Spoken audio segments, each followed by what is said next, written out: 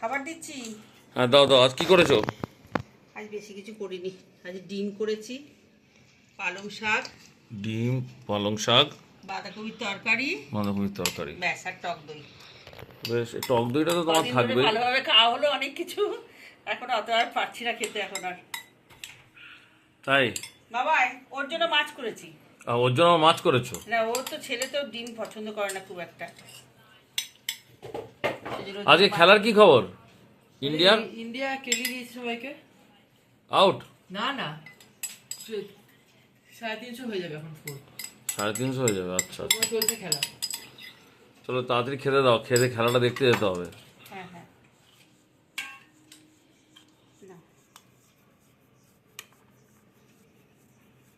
এতদিন ধরে পুজোর সময় যা মাছ মাংস খাওয়া হয়েছে না, এখন আর মাংস খেতে ইচ্ছাই হচ্ছে না একদম।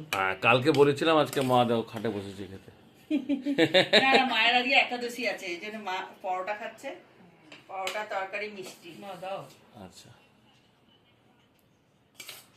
ঠিক আছে, তাহলে খেয়ে নাও যাক নাকি তাড়াতাড়ি। হ্যাঁ, আজকে আমাদের এখানে ঠাকুর বিসর্জন হবে, আমাদের আচ্ছা, পাড়ার আচ্ছা, আচ্ছা। ঠাকুরটা। আর ছেলে যাবে ভাসানে। আর আমি যাব পড়াতে। আমার তো আজকে থেকে রুটিন স্টার্ট হয়ে গেল আমার না। তো পায়ে কোমরে ব্যথা, আমি অত যেতে পারবো না হাঁটতে হাঁটতে। ঠিক আছে চলো আজকে খেয়ে নিই, তাড়াতাড়ি করে লাঞ্চটা খেয়ে একটু রেস্ট নিয়ে তারপর পড়াতে যেতে হবে। ঠিক আছে। ঠিক আছে।